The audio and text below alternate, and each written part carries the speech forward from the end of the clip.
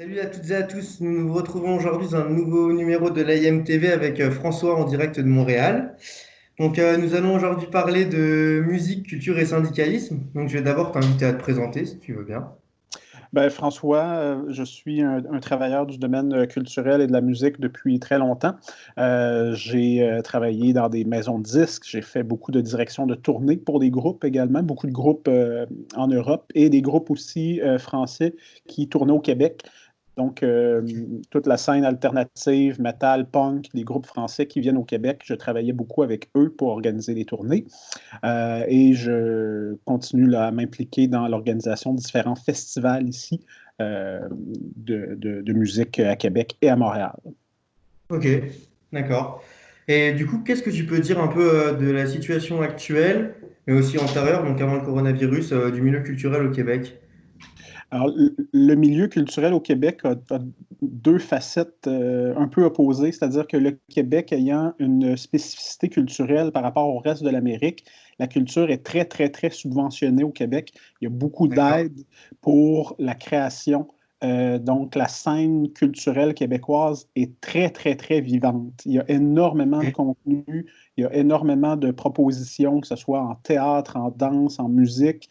Les institutions québécoises sont très, très solides et subventionnent beaucoup la culture pour justement faire un peu contrepoids au fait qu'on est 8 millions sur un continent de 400 millions d'anglophones. Ouais. Donc, il y a des incitatifs comme ça. De l'autre côté, par contre, c'est que la condition des travailleurs, elle, ne suit pas euh, ces mesures-là ou ces sommes-là qui sont mises dans la culture. Les travailleurs dans le milieu culturel au Québec sont souvent ce qu'on appelle ici des travailleurs autonomes, c'est-à-dire c'est des gens qui ne sont rattachés à aucun employeur et qui n'ont pas les protections ou le filet social que à peu près tous les autres travailleurs ont dans, au Québec, là, que ce soit un emploi salarié. Donc, avant la crise, il y avait déjà des gros enjeux de précarité et de Ouais. santé et sécurité au travail, mais là, la crise a juste permis à beaucoup de gens de se rendre compte que ben, il faut s'organiser parce que là, ça fait des dizaines d'années qu'on laisse les choses empirer et que les travailleurs ne sont pas organisés.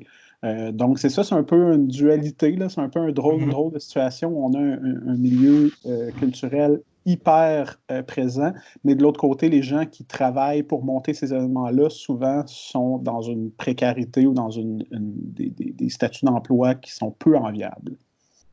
D'accord. Ok. Et du coup, je sais que tu as suivi Get the Shot en tournée. Oui. Et je me demandais, du coup, il y a des différences de statut au sein même du Canada.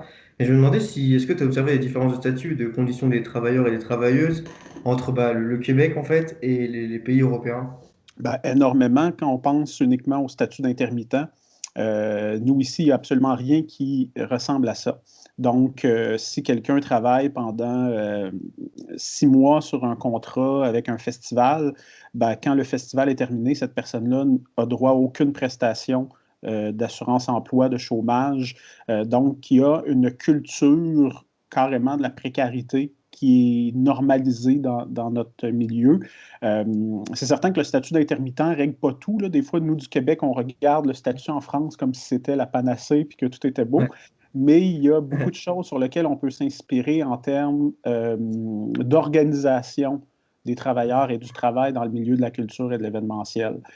C'est ce qu'on a vu. Ici aussi, la grande différence par rapport aux scènes plus underground avec les tournées comme Get the Shot, c'est qu'en Europe, c'est beaucoup des associations qui organisent les spectacles.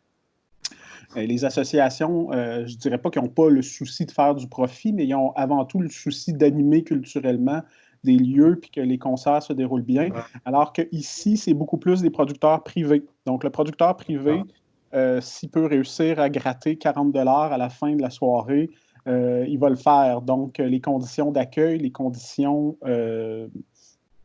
c'est ça, d'hébergement, tout ça, c'est toujours un combat ici, à chaque fois. Alors qu'en France, ben, quand quelqu'un t'accueille, tu sais que tu n'as pas de souci de où tu vas dormir, si tu vas avoir un repas.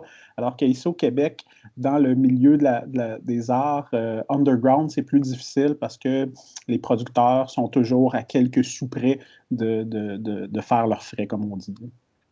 Ouais, j'imagine. Mais du coup, tu m'avais parlé que vous essayez de créer une structure avec l'aide de grands syndicats. Oui, Enfin, je crois que le but c'était de syndiquer, de protéger les travailleurs et les travailleuses du culturel, un peu à la YWW. Est-ce que tu peux m'en dire plus?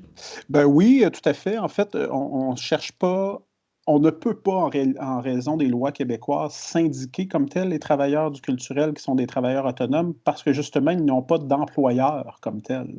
Ok, Donc, ouais, ouais. Au Québec, si on veut se syndiquer, il faut être un salarié, il faut avoir un lien d'emploi précis. Quelqu'un qui travaille pour une salle de concert peut se syndiquer plus facilement, mais les pigistes ou les travailleurs autonomes comme nous qui se promenons d'un plan à l'autre, d'un projet à l'autre, ben, il n'y a pas moyen de le faire.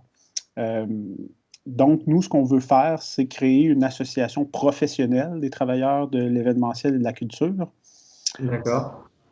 et à partir de là, pouvoir avoir les mêmes types de représentation qu'un syndicat.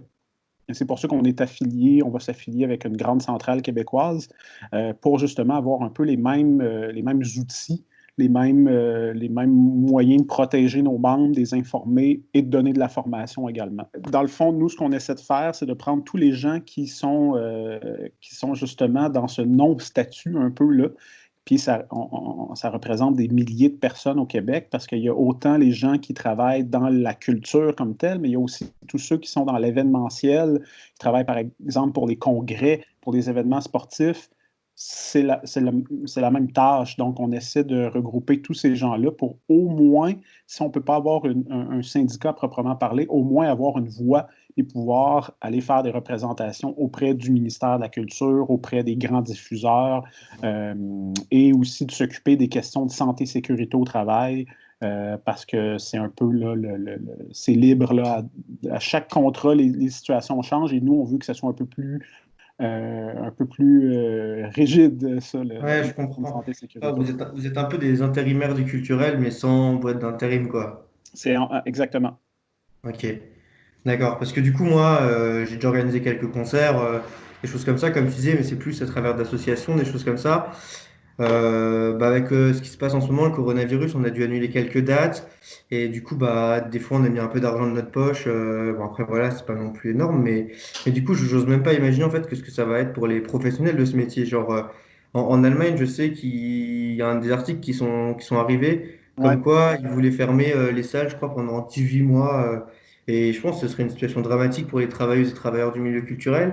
Et du coup, je me demandais, est-ce que tu penses que ça va être dur pour vous de se relever de cette crise? Et du coup, est-ce qu'à travers votre regroupement de travailleurs et de travailleuses du culturel, ça aurait peut-être permis de limiter la casse? On l'espère, on souhaite beaucoup, en fait, qu'on puisse être sur les mêmes tables décisionnelles pour aussi apporter des solutions. Donc, on ne veut pas seulement se mettre en opposition, on veut aussi dire, ben, nous, souvent, on est les personnes qui organisons logistiquement les événements. Donc, donnez-nous la chance de pouvoir participer à la relance. Mais on veut surtout que ces relances-là qui sont faites par le milieu culturel, par les ministères, par les grands diffuseurs, que toutes ces belles sommes-là ruisselle vers les travailleurs de la Ouais, base. C'est-à-dire, c'est facile d'annoncer des millions de dollars sur des plans de relance, mais si ouais. c'est juste pour reprendre le même modèle de précarité d'avant la crise, ben, on va juste reproduire les mêmes erreurs. Donc, nous, ce qu'on veut, c'est pouvoir au moins qu'il y ait une voix, dire on existe, à savoir si la situation serait différente si on avait existé avant.